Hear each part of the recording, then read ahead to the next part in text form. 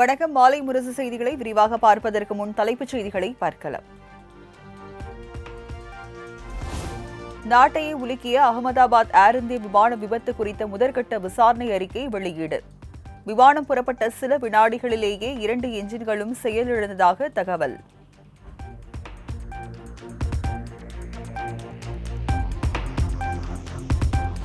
விமானி ஒருவர் மற்றொரு விமானியிடம் எரிபொருள் செல்லும் வால்வை ஏன் அடைத்தீர்கள் என கேட்டதாக அறிக்கையில் தகவல். தான் அடைக்கவில்லை என மற்றொரு விமானி பதிலளித்திருப்பதும் விசாரணையில் அம்பலம்.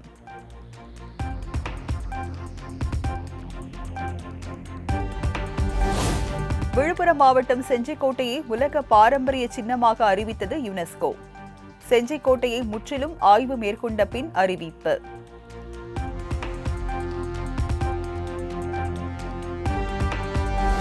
மணப்புரம் இளைஞர் அஜித்குமார் மரணத்திற்கு நீதி கேட்டு சென்னையில் நாளை நடைபெறவுள்ள தவிக போராட்டத்திற்கு காவல்துறை அனுமதி. போராட்டத்தில் தவிக தலைவர் விஜய் கலந்து கொள்வார் என தகவல்.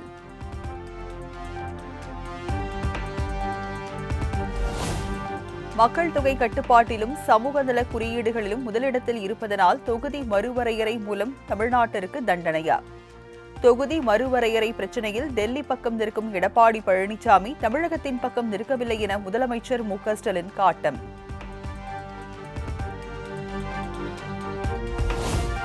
தமிழ்நாட்டில் நாடாளுமன்ற தொகுதிகளின் எண்ணிக்கை எவ்விதத்திலும் குறையாது என மத்திய அரசு தெளிவுபடுத்திவிட்டது. தொகுதி மறுவரையறை குறித்து எந்த அறிவிப்பும் வரவில்லை, அதற்குள் எப்படி கருத்து கூற முடியும் எனவும் எடப்பாடி பழனிசாமி கேள்வி. மறுவரைவு அது வருகின்ற பொழுது தெளிவுபடுத்துறோம் சொன்னாங்க. இதுவரைக்கும் எந்தவித அறிவிப்பும் மத்திய அரசு வெளியிடல. ஸ்டாலின் தூக்கிட்டார். மத்திய அரசாங்கம் தமிழ்நாட்டை புறக்கணிது. எடப்பாடி பழனிசாமி கண்டுகளின அதை அறிவிக்கவே இல்லை.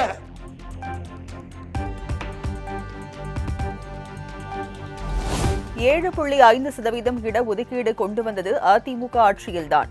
கல்வி என்பது எனது உயிர் மூச்சு எனவும் விழுப்புரத்தில் நடைபெற்ற பிரச்சாரத்தில் எடப்பாடி பழனிசாமி பேச்சு.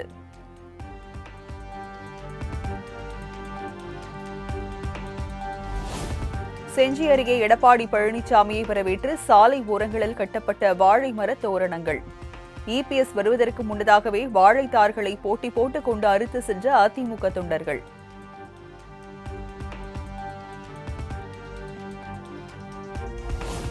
லண்டனில் இருந்து வரவழைக்கப்பட்ட ஒட்டு கேட்கும் கருவி தனது வீட்டில் வைக்கப்பட்டிருந்ததாக ராமதாஸ் பரபரப்பு குற்றச்சாட்டு.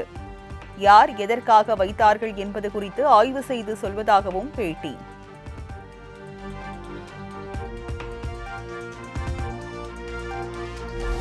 முதலமைச்சர் பங்கேற்ற நிகழ்ச்சியில் மாற்றி பேசி மாட்டிக்கொண்டேன் என அமைச்சர் துரைமுருகன் குறித்து தான் கூறியதை நினைவு கூர்ந்த நடிகர் ரஜினிகாந்த்.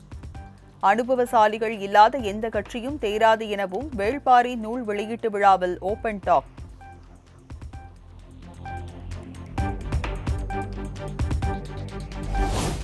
புதுச்சேரி புதிய நியமன எம்எல்ஏக்களாக ஜிஎன்எஸ் ராஜசேகரன், தீபாயந்தன் செல்வன் ஆகியோர் அறிவிப்பு. மத்திய அரசு ஒப்புதல் வழங்கிய நிலையில் வரும் 14ஆம் தேதி சட்டப்பேரவையில் உள்ள சபாநாயகர் அறையில் பதவியேற்பு.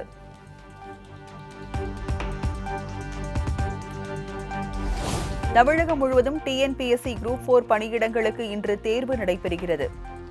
13,89,000 பேர் தேர்வு எழுத 4,922 தேர்வு மையங்கள் அமைக்கப்பட்டு முன்னேற்பாடுகள் தயார் நிலை.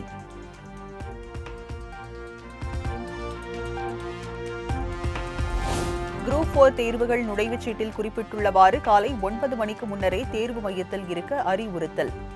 9 மணிக்கு மேல் வரும் விண்ணப்பதாரர்கள் எக்காரணம் கொண்டும் தேர்வு எழுத அனுமதிக்கப்பட மாட்டார்கள் எனவும் டிஎன்பிஎஸ்சி அறிவிப்பு.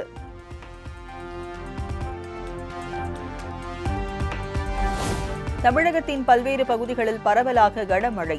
வெப்பம் தணிந்ததால் விவசாயிகள் பொதுமக்கள் மகிழ்ச்சி.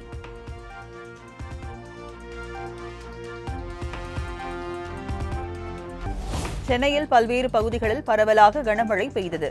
சென்ட்ரல், எழும்பூர், புரசைவாக்கம், கிண்டி, தாம்பரம் உள்ளிட்ட பகுதிகளில் பெய்த மழையால் வெப்பம் தணிந்தது.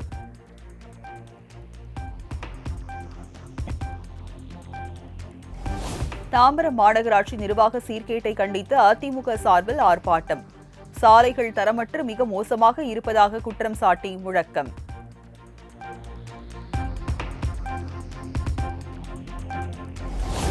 திண்டுக்கல்லில் 12 ஆண்டுகளாக கிடப்பில் போடப்பட்டுள்ள சுரங்கப்பாதை பணிகளால் பொதுமக்கள் அவதி. சுரங்கப்பாதை பணிகளை விரைந்து முடிக்க கோரிக்கை.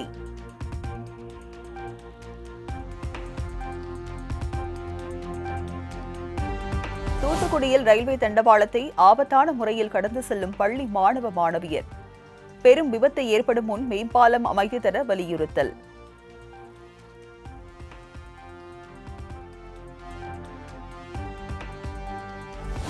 நெல்லை நாங்குநேரி எல்லைப் பகுதியில் பிடிபட்ட கஞ்சா உள்ளிட்ட போதைப் பொருட்கள் அழிப்பு.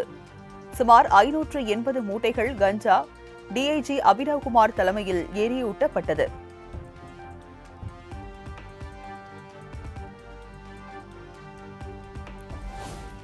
சென்னை மணலி நெடுஞ்சாலையில் கண்ணாடிகள் ஏற்றி சென்ற கண்டெய்னர் லாரி கவிழ்ந்து விபத்து.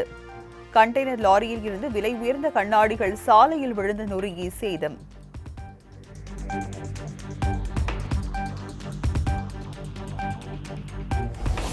ஆலங்குளத்தில் ஸ்வீட் கடைக்காரர் தூக்கு போட்டு தற்கொலை செய்து கொண்ட பரிதாபம். டிஎன்பிஎஸ்சி குரூப் 1 தேர்வில் தோல்வியடைந்தால் விபரீத முடிவு.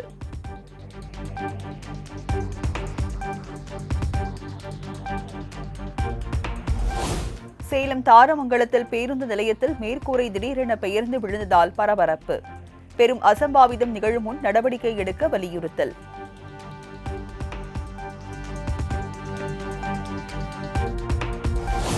புதுக்கோட்டை மாவட்டம் திருமயம் அருகே ஐயனார் கோவில் புறவை எடுப்பு விழா கோலாகலம். பெண்கள் கும்மியடித்து குலவையிட்டு ஆட்டம் பாட்டத்துடன் கோவிலில் தரிசனம்.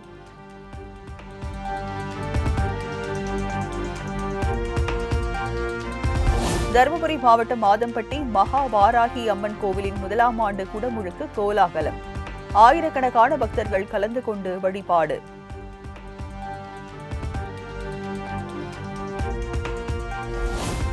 பாஜகவில் 75 வயதுடையவர்கள் பிறருக்கு வழிவிட வேண்டும் என RSS தலைவர் மோகன் பகவத் பேச்சு.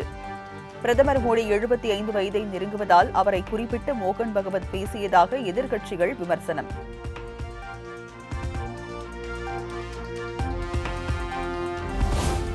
அத்வானி உள்ளிட்டோரை 75 வயதானதால் ஓய்வு பெற கூறிய பிரதமர் மோடி தற்போது ஓய்வு பெறுவாரா? செப்டம்பரில் மோடி 75 வயதை எட்ட உள்ள நிலையில் உத்தவ் சிவசேனா MP சஞ்சய் ராவத் கேள்வி.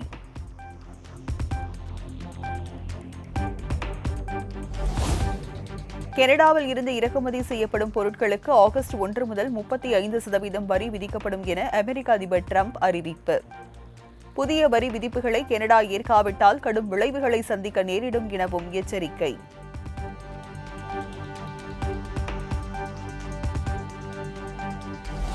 அமெரிக்கா பேச்சுவார்த்தைக்கு ஒத்துழைக்கவில்லை எனில் தாங்களும் 50% வரி விதிப்போம். பரஸ்பர சட்டம் நடைமுறைக்கு வரும் எனவும் அமெரிக்க அதிபர் டிரம்புக்கு பிரேசில் அதிபர் பதிலடி.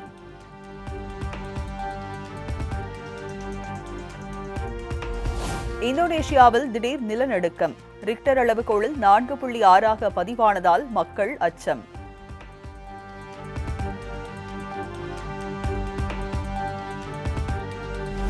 லண்டனில் விறுவிறுப்பாக நடக்கும் விம்பிள்டன் டென்னிஸ் போட்டி.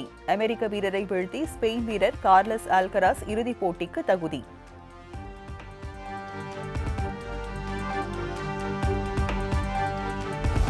விம்பிள்டன் டென்னிஸ் மகளிர் ஒற்றையர் பிரிவு அரையிறுதியில் சுவிட்சர்லாந்தின் பெலிண்டாவை வீழ்த்தி போலாந்தின் இகா ஸ்வியாடெக் வெற்றி. இன்று நடைபெறும் இறுதிப் போட்டியில் அமெரிக்காவின் அமெண்டா அனிசிமோவாவை எதிர்கொள்கிறார்.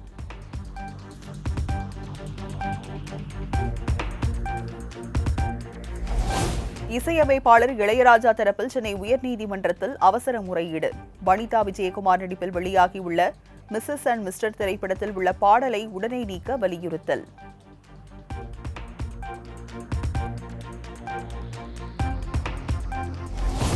லியோ படத்தில் தனக்கு பெரிய கதாபாத்திரம் கொடுக்காமல் வீணடித்து விட்டார்.